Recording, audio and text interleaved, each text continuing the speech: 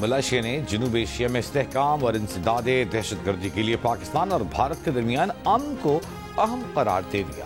Malaysia کے وزیر اعظم محمد انور ابراہیم کی خطے میں امن کے لیے پاکستان کے موقف کی حمایت۔ وزیر اعظم شہباز شریف کی ہمراہ نیوز کانفرنس میں کہا، پاکستان اور ملائیشیا تحفظات کے باوجود صدر ٹرمپ کی غزہ میں امن کے لیے 20 نکاتی پلان کو سراہتے ہیں تاکہ اسرائیل کی قتل و غارت گری کو روکا جا سکے۔ وزیر اعظم شہباز شریف نے کہا، دونوں ممالک کے درمیان مثبت بات چیت ہوئی۔ خوشی ہے کہ تقریباً تمام اہم عالمی معاملات پر ہمارا موقف ایک ہے۔ پاکستان سے $20 کروڑ مالیت حلال گوشت کی برآمد کے فیصلے کا خیر مقدم کرتے ہیں۔ وزیر اعظم شہباز شریف اور ملائیشین وزیر اعظم کے درمیان اردو میں ہلکے پھلکے انداز میں گفتگو۔ شہباز شریف نے اقبال کی مشہور زمانہ اشعار پڑھے تو انور ابراہیم نے بھی اردو زبان میں چند جملے ادا کیے۔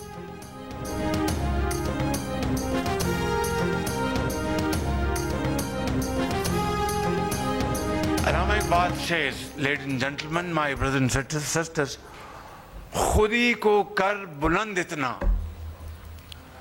خودی کو کر بلند اتنا کہ ہر تقدیر سے پہلے خدا بندے سے خود پوچھے بتا تیری رضا کیا ہے۔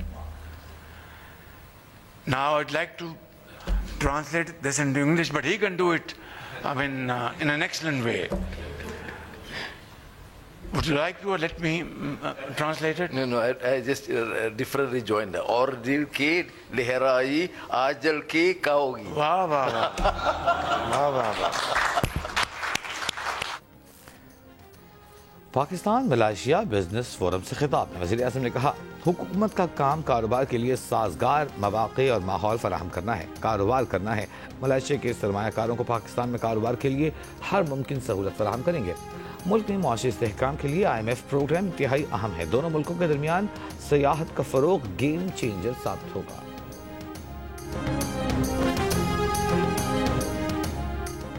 IMF نے وفاق کو سیلاب متاثرہ علاقوں میں اسکیموں کو فنڈز دینے سے روک دیا۔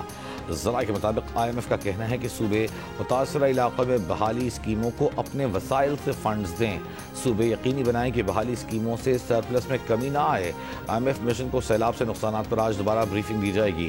IMF مشن کے آج وزارت خزانہ اور وزارت توانائی کے ساتھ مذاکرات ہوں گے۔ سیلاب کے نقصانات کے بعد بجٹ اہداف دوبارہ طے کرنے پر اور NFC ایوارڈز کے تحت صوبوں کو فنڈز منتقلی پر بھی بات چیت ہوگی۔ IMF سے اگلی قسط کے اجرا کے لیے وزیر اعظم آفس بھی متحرک۔ وزیر اعظم آفس کے مطابق IMF مطالبات پر عمل درآمد رپورٹ وزارت خزانہ اور مشن کو فراہم کی جائے۔ ذرائع کا کہنا ہے کہ وزیر اعظم آفس کے مطابق جن مطالبات پر عمل نہیں ہو سکا ان کی وجوہات فراہم کی جائیں۔ معاشی ٹیم پر امید ہے کہ IMF مشن اگلی قسط کے اجرا کی سفارش کرے گا۔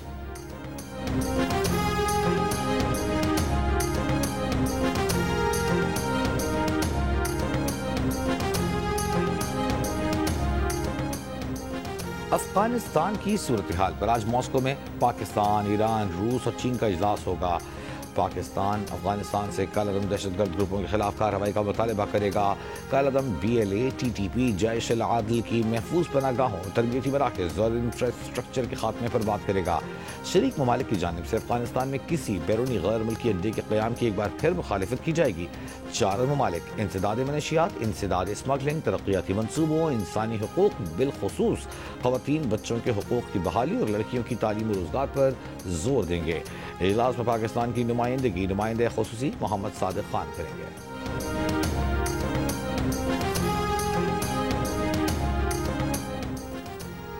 مصر میں آج حماس، اسرائیل اور امریکہ کے مذاکرات۔ عرب میڈیا کا دعویٰ ہے کہ حماس بین الاقوامی نگرانی میں اسلحہ سپرد کرنے پر رضامند ہے۔ اسرائیلی میڈیا کے مطابق حماس نے مروان برغوثی اور احمد سعدات کی رہائی کا مطالبہ کیا ہے۔ فلسطینی رہنما مروان برغوثی 23 سال اور احمد سعدات 19 سال سے اسرائیلی جیل میں ہیں۔ امریکی صدر ٹرمپ نے مذاکرات کی رفتار کو تیز اور کامیاب قرار دیا اور کہا کہ غمالیوں کی رہائی سے متعلق مذاکرات کا پہلا مرحلہ رواں ہفتے مکمل ہو جائے گا۔ بالواسطہ مذاکرات کے لیے حماس کا وفد خلیل الحیہ کی سربراہی میں مصر پہنچ گیا ہے۔ مذاکرات کا محور صدر ٹرمپ کا 20 نکاتی امن منصوبہ ہے۔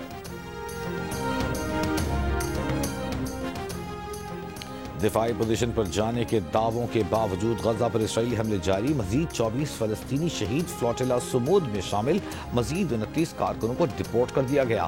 اسرائیلی وزیر خارجہ نے کہا ہے کہ اب تک 450 سے زائد گرفتار شدہ کارکنوں میں سے 170 کو ڈیپورٹ کیا گیا ہے۔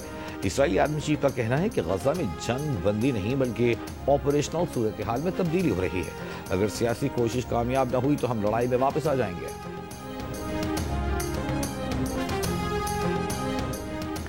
سابق صدر مشتاق احمد خان کے محفوظ انخلاء کے لیے عمان میں پاکستانی سفارت خانے کے ذریعے کوششیں کر رہے ہیں۔ ترجمان دفتر خارجہ کا کہنا ہے کہ اردن حکومت کے تعاون سے مشتاق احمد خان کی واپسی کا عمل چند روز میں مکمل ہو جائے گا۔ اردن کی برادر حکومت کے مثالی تعاون اور مدد پر شکر گزار ہیں۔ کل جو اعظم بخاری صاحب نے کہا ہے کہ بلاول بھٹو زرداری صاحب جو وزیر خارجہ تھے وہ سازشیں کر رہے تھے، میں تو یہ مطالبہ کروں گا کہ اس کی وضاحت تو شہباز شریف صاحب کریں۔ شہباز شریف صاحب تو بلاول صاحب کی تعریفیں کرتے نہیں تھکتے تھے کہ کتنے کامیاب جو ہے وہ وزیر خارجہ ہیں۔ پاکستان آئسولیٹڈ تھا، انہوں نے آئسولیشن سے نکالا۔ اب وزیر اعظم صاحب کیا کریں گے؟ بتائیں کہ وہ پنجاب کی حکومت کو جھوٹا قرار دیں گے یا بلاول صاحب کی جو کارکردگی اس کی تعریف کریں گے؟ پیپلز پارٹی کے رہنما سعید غنی نے عظمہ بخاری کے بلاول کے خلاف بیان پر وزیر اعظم سے وضاحت مانگ لی۔ کہا، کل عظمہ بخاری نے کہا کہ بلاول بھٹو جب وزیر خارجہ تھے تو وہ سازشیں کر رہے تھے۔ شہباز شریف وضاحت کریں، بلاول نے ان کے خلاف کیا سازش کی ہے؟ نون لیگ پہلے معاملات آپس میں طے کر لے۔ قومی اسمبلی اور سینٹ میں ان کے لیڈرز کچھ اور کہتے ہیں اور پنجاب حکومت اگلے روز کچھ اور کہہ کر معاملات خراب کر دیتی ہے۔ مریم نواز کے نہروں سے متعلق بیان پر سعید غنی نے کہا، وزیر اعلیٰ پنجاب کہہ رہی ہیں میرا پانی میری مرضی، آپ کا پانی نہیں ہے، پانی ہمارا بھی ہے، آپ کی صرف حکومت ہے۔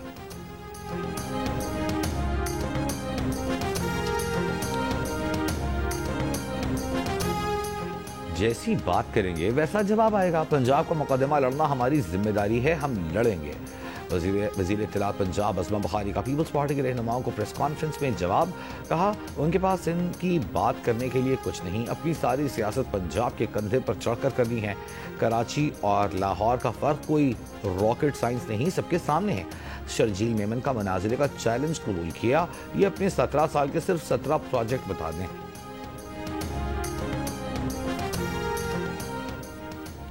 پیپلز پارٹی کے رہنما علی قاسم گیلانی نے کہا ہے کہ وزیر اعلیٰ پنجاب نے پیپلز پارٹی کی لیڈرشپ کے خلاف سخت باتیں کی۔ آپ نے ہماری لیڈرشپ کے خلاف پروپیگنڈا کیا، نفرت انگیز بیانات دیے، پنجاب حکومت اور وزراء نے کئی ریڈ لائنیں کراس کیں، آصفہ بھٹو زرداری پر الزامات لگائے گئے۔ یہ باتیں اتحادی نہیں کرتے۔ پیپلز پارٹی رد عمل دینے کا حق رکھتی ہے۔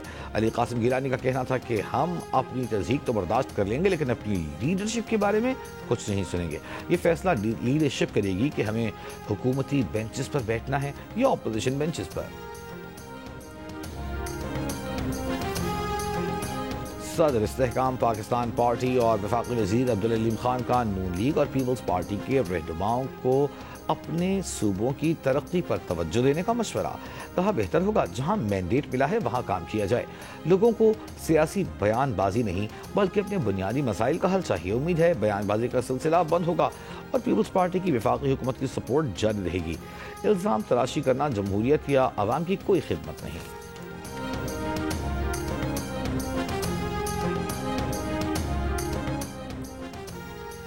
عوامی نیشنل پارٹی کے ایمل ولی خان کی سیکیورٹی کے لیے پولیس اہلکار تعینات کرنے کی تردید۔ ترجمان ANP نے کہا، آئی جی خیبر پختونخوا نے وزیر اعلیٰ گنڈا پور کا حکم نہیں مانا، ڈی آئی جی مردان نے وزیر اعلیٰ کو بے وقوف بنایا۔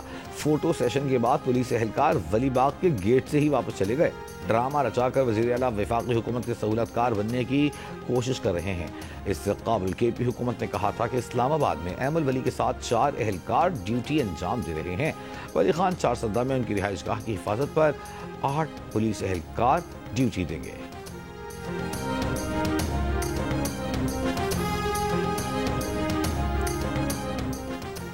بانی PTI اور بشرا بی بی کے خلاف توشخانہ 2 کیس، حتمی مراحل میں داخل، تمام گواہان پر وکلائے صفائی نے جرح مکمل کر لی۔ عدالت نے بانی PTI اور بشرا بی بی کو 342 کا بیان کا سوال نامہ فراہم کر دیا۔ دونوں ملزمان کے سوالے میں 29 سوالات پر مشتمل ہیں۔ اڈیالہ جیل میں ہونے والے آج سماعت میں کیس کے آخری گواہ پر جرح کی گئی۔ کیس کی مزید سماعت 8 اکتوبر تک ملتوی۔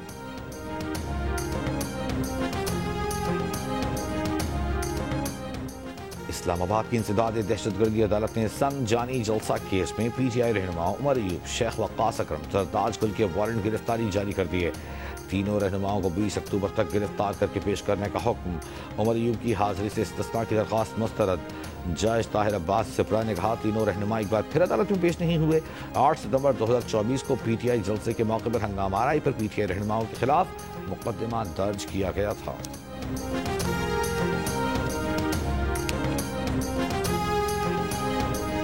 موسم بدل رہا ہے، ملک میں کہیں بارش کہیں برف باری۔ ملتان، فیصل آباد، گوجرانوالہ، گجرات، بہاولپور سمیت پنجاب کے مختلف شہروں میں بارش، سیلاب متاثرین کی مشکلات بڑھ گئی۔ نشیبی علاقوں میں بارش کا پانی کھڑا ہو گیا۔ پنجاب میں 24 گھنٹوں میں بارش سے مختلف حادثات میں 4 افراد جاں بحق، 28 زخمی ہو گئے۔ ایبٹ آباد، بلیات میں تیز بارش سے ندی نالوں میں طغیانی، تھرپارکر میں موسلادھار بارش سے جل تھل ایک ہو گیا۔ کالام، مالن جبہ، چترال کے پہاڑوں پر موسم سرما کی پہلی برفباری۔ وادی کاغان کے بالائی علاقوں میں بارش اور برفباری۔ سیاحتی مقام بابوسر ٹاپ پر برفباری سے شاہراہ بابوسر بند۔ شمالی وزیرستان کے مختلف علاقوں میں موسلادھار بارش اور ژالہ باری سے گاڑیوں کے شیشے اور سولر پینل ٹوٹ گئے۔ آزاد کشمیر کے مختلف علاقوں میں بھی بارش کا سلسلہ جاری۔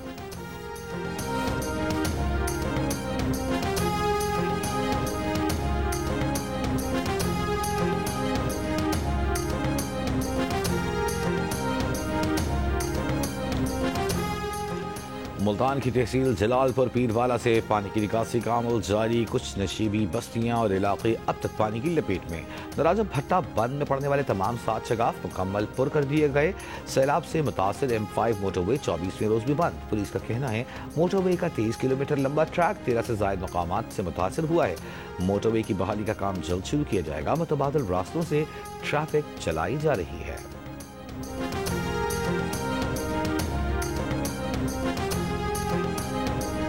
ملتان کے علاقے شیر شاہ سے سیلابی پانی تو اتر گیا، لیکن مقامی شاعر باقر شافی کا گھر اور اس کی شاعری کی کتابیں بھی اپنے ساتھ بہا لے گیا۔ باقر خاندان کے ساتھ ملبے کے ڈھیر میں کھلے آسمان تلے رہنے پر مجبور۔ کہتے ہیں سیلاب گزرے بہت دن ہو گئے لیکن اب تک کوئی امداد نہیں دی گئی۔ وعدے ہر کوئی کرتا ہے لیکن سب بھول جاتے ہیں۔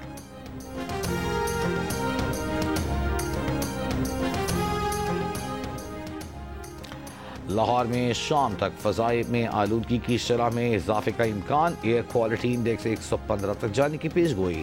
پنجاب کے اسموگ اور موسمیاتی پیش گوئی کے مرکز نے رپورٹ جاری کر دی۔ ماحول میں بہتری کے لیے شہریوں کو کوڑا نہ جلانے اور گاڑیوں کے معائنہ کرانے کی اپیل۔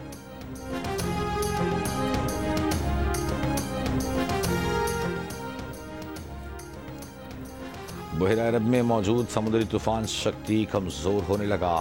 محکمہ موسمیات کے مطابق سمندری طوفان شکتی کراچی سے تقریباً 910 کلومیٹر دور ہے۔ 24 گھنٹوں میں سمندری طوفان مزید کمزور ہو کر ڈپریشن بن جائے گا۔ سمندری طوفان کے زیر اثر آج سندھ اور بلوچستان کے ساحلی علاقوں میں ہلکی بارش کا امکان ہے۔ ماہی گیر 7 اکتوبر تک گہرے۔ وزیر داخلہ محسن نقوی سے برطانوی ممبر پارلیمنٹ لارڈ شفق محمد کی ملاقات۔ پاک برطانیہ تعلقات باہمی دلچسپی کے امور پر تبادلہ خیال۔ محسن نقوی نے کہا کہ پاکستان برطانیہ کے ساتھ دیرینہ تعلقات کو قدر کی نگاہ سے دیکھتا ہے۔ لارڈ شفق کی دونوں ممالک کے مابین تعلقات مضبوط بنانے میں بھرپور کردار ادا کرنے کی یقین دہانی۔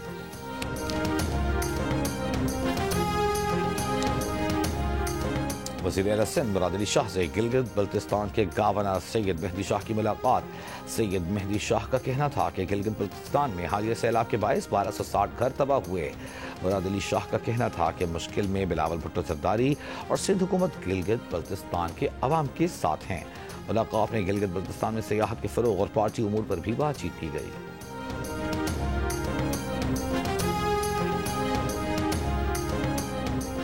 کراچی چیمبر آف کامرس نے کہا ہے کہ کاروباری برادری کو دھمکانے اور خوف زدہ کرنے کے واقعات میں اچانک اضافہ ہوا ہے۔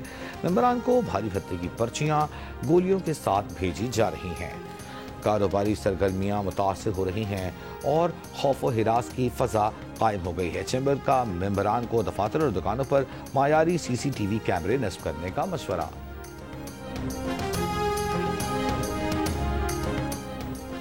خاران جوڈیشل کمپلیکس پر مسلح افراد کا حملہ، فائرنگ کا تبادلہ۔ CTD ذرائع کا کہنا ہے کہ مسلح افراد نے قلات جوڈیشل کمپلیکس کے ریکارڈ کو آگ لگا دی۔ فورسز کی کارروائی پر مسلح افراد موقع سے فرار۔